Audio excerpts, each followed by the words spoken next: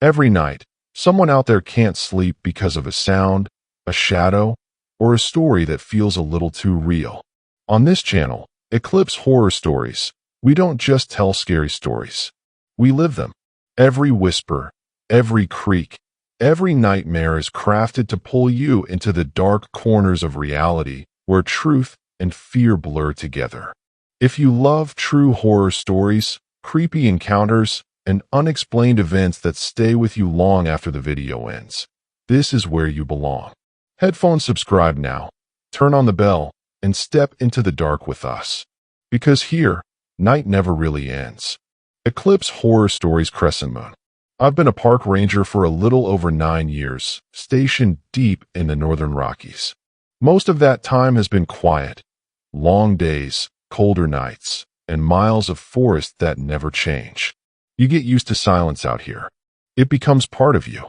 But there are nights when the forest stops being quiet. It doesn't make noise either. It just goes still. The kind of stillness that makes you feel like the trees are holding their breath.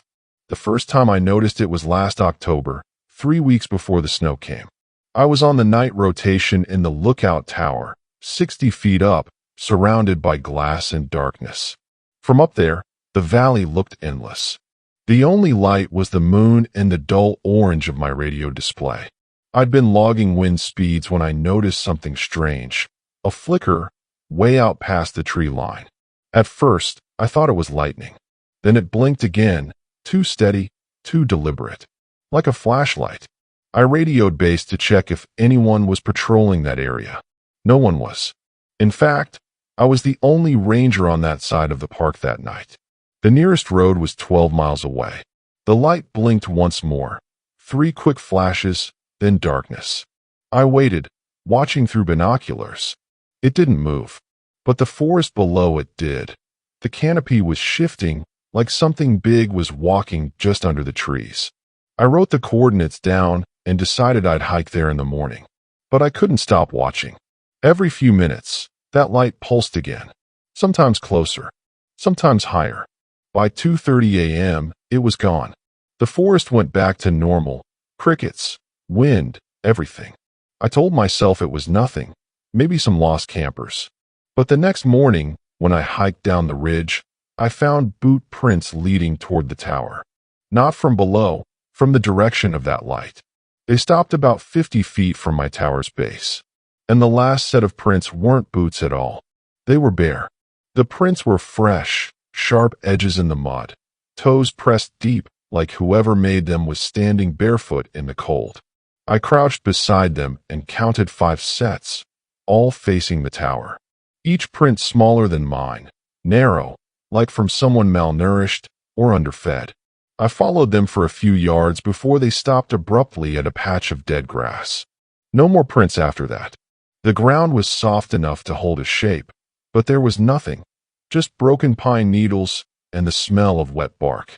I stood there longer than I should have, trying to make sense of it. Maybe some hiker wandered too far. But the park wasn't open for overnight camping that season, and even if it was, no one walks barefoot through that terrain. Not with the rocks and frost. The radio cracked suddenly, nearly making me drop it. Static filled the channel, and beneath it, a voice. "You there?" It was the dispatcher, but the tone was wrong. Her voice sounded stretched, like she was talking through water. "Yeah, I'm here," I said. "You're breaking up." "Say again." "Up there alone?" I froze. The signal faded in and out. "Repeat that." "Nothing. Just static again." I tapped the radio, tried switching channels, but all I got was a faint hum, the kind that isn't part of any frequency. By the time I climbed back to the tower, the sun had dropped behind the ridge. The forest turned that strange shade between orange and black, where shadows start to move on their own. I made some coffee, wrote my report, and tried not to think about the prints. But that night, the light came back. Same pattern, 3 flashes. But this time, it was closer. Maybe half a mile out, just past the creek. Then another light flickered to its left. Then another. 3. All at once. They weren't flashlights. They didn't sway like hands holding beams. They just blinked in unison, like eyes adjusting in the dark. I turned off my lantern, sat in silence, and that's when I heard it. Something heavy brushing against the metal supports below the tower. The sound came again, slow, deliberate scraping against the tower's base. Not climbing, not rushing, just testing. I killed the radio and held my breath, listening. When you're out here long enough, you learn the difference between animal noise and everything else. This wasn't a bear or cougar. It was steady, almost careful. I stepped lightly toward the window, trying not to make the old floorboards creak. My flashlight was within reach, but I didn't use it. I didn't want to draw attention upward. From the corner window, I looked down. Nothing at first, just trees swaying in the dark, their outlines blurring under the wind. Then, between two pines, something shifted. It wasn't a full shape, more like movement that shouldn't exist in that space. The black there was wrong, too solid. It didn't move with the trees, it moved between them. I blinked hard, thinking my eyes were playing tricks. Then I heard my own voice. Not echoing, not memory. My voice, speaking softly from the base of the tower. Hey, you up there? It was identical, pitch, tone, breath. I froze completely. The voice came again, just a little louder. You there? Need help? It was my voice, word for word, from earlier when I'd answered dispatch. My fingers gripped the edge of the desk until my knuckles went white. I wanted to say something, but every instinct screamed not to. Then, metal groaned. The support beams began to shudder slightly, like something was pressing against them. Not climbing, just leaning, testing the weight. I crouched, reached slowly for the rifle under my cot, and kept my eyes fixed on the stairs below the hatch. Minutes passed. The forest stayed dead quiet. Not even wind now. Then, 3 soft taps on the metal door of the hatch below me. Tap, tap, tap, like knuckles on steel. And in my voice again, muffled but clear. Hey, open up. It's cold down here. I aimed at the hatch. My pulse was hammering so hard I could feel it in my throat. Whatever was down there wasn't trying to break in. It was waiting, like it wanted to see what I'd do next. The tapping stopped. For a full minute, nothing moved. The only sound left was the faint ticking of my wall clock and my heartbeat pounding in my ears. Then came the whisper. Please. Soft. Too soft to carry through the trees, yet somehow right next to my ear. I spun around, flashlight ready, but there was no one inside the tower. Just the beam cutting through dust and the empty cot behind me. Down below, the forest stayed black.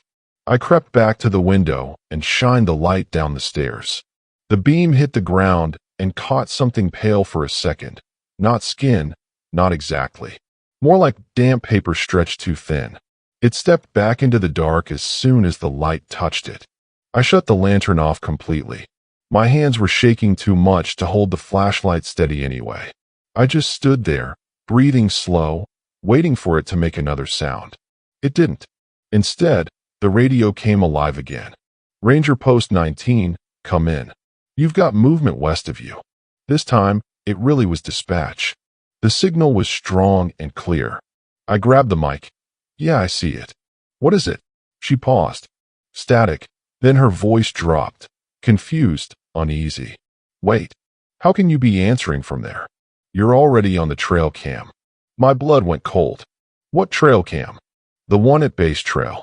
You're walking toward your tower right now. The channel filled with static again. I leaned out the window and looked down. The forest stretched quiet and empty, but the direction she meant, the trail that led up to the tower, moved. Branches shifted, not from wind. Something was walking toward me, slow and steady. And for a moment, I saw it between the trees, tall, wrong, moving just like I do when I climb. Step for step, shoulder tilt, gait, everything. It wasn't rushing. It was practicing. It took me a few seconds to move again. I shut off the radio, backed away from the window, and tried to convince myself that dispatch was wrong, that it was a glitch, interference, anything but what it sounded like. But the shape kept coming. I could see it clearer now in the moonlight breaking through the clouds. It wasn't just copying how I walked. It was me. The height, the uniform, even the small tear on my jacket sleeve. It moved with the same limp I'd gotten after a fall 2 winters ago. And its face. No, it didn't have one. Not at first. It was smooth, like something halfway done being made. Then, slowly, as I watched, it started shaping features. My own. I stumbled back, rifle up, breathing so hard it felt like my chest would cave in. The thing stopped at the bottom of the tower. It tilted its head, just slightly, the way I do when I'm trying to listen to distant noise. Then it spoke. "You left the light on." My own voice, perfect tone, calm and tired. The lantern on my desk flickered to life by itself, the same way it had been that first night. For a split second, I thought maybe this was all some kind of mirror trick, reflection through the windows. But it wasn't. It was waiting for me to answer. I didn't. It started climbing. The creak of every rung vibrated up the metal frame, steady, unhurried, patient. Halfway up, it stopped. Then silence. I waited, rifle aimed at the hatch. 5 minutes passed. Then 10. Nothing. Finally, I moved closer, kicked the hatch open, and shined my light down. Empty. No one on the stairs. But when I turned back toward the room, there were wet footprints on the floor, small, bare, and leading to my cot. And the radio. The radio was still on. My voice came through, calm and steady. "Tower 19, come in. You're not supposed to be here." That was 3 months ago. I transferred out the next week. But sometimes, when the wind dies out completely and the world goes silent, I swear I can hear climbing. Slow, patient, metallic. And it always stops right below me.